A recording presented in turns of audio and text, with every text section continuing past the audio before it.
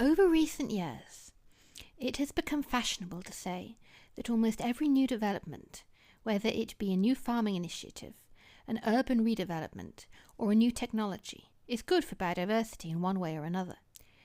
But one rarely hears anyone restating the basic fact that biodiversity is all about sharing. Commercial farming does not encourage sharing. It is centered around the principle that the greater the amount of a crop that a farmer can get to market, the more money they will make, and the more secure they and their family will be. It is this formula that has driven agricultural development over the past few hundred years, leading to bigger and bigger fields, fewer and fewer trees, more and more domestic animals and tractors, fertilizers, chemicals, and all sorts of complex machinery on the farm. When you have a multi-hectare cereal field with no weeds, harvested in such a way that every last grain is collected and sent off to market, then there is not much sharing going on with all the other plants and animals that would like to live on that land as well.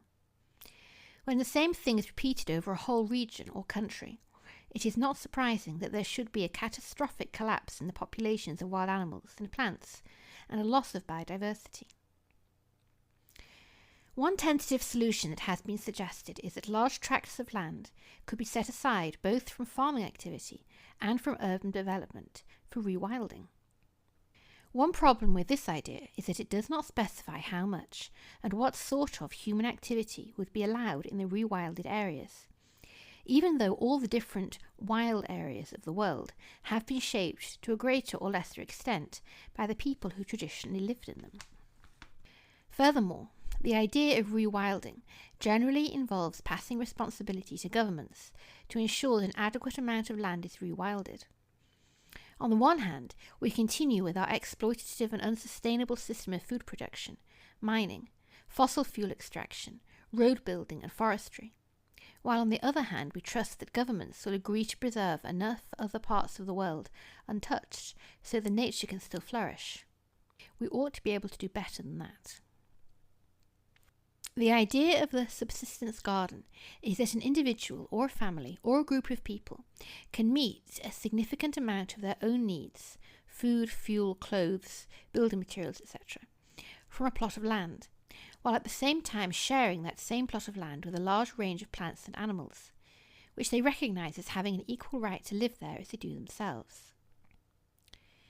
When someone is free from commercial pressure, it becomes easier for them to recognise that when they have enough, and that the land is capable of not only giving them enough to meet their needs, but also to give a large range of plants that may not specifically be crop plants, plus a myriad of animals ranging from the smallest to the biggest, enough to meet their needs as well. To a certain extent, this may involve doing a little more work at first than you had envisaged. You might find that you have to grow double the amount of some things. The mice might eat half the potatoes, the birds might eat half the grain, etc. But that is not necessarily a problem. Everything that the animals eat is recycled into the soil, helping to increase fertility. And over time, more little animals eating your plants leads to more predators eating them, and populations starting to stabilise. By allowing a wide range of grasses, wildflowers, different trees, etc. to live in your garden, you are providing habitats for a much wider range of insects and small animals, which in turn make it possible for a wider range of birds and reptiles to live on the land.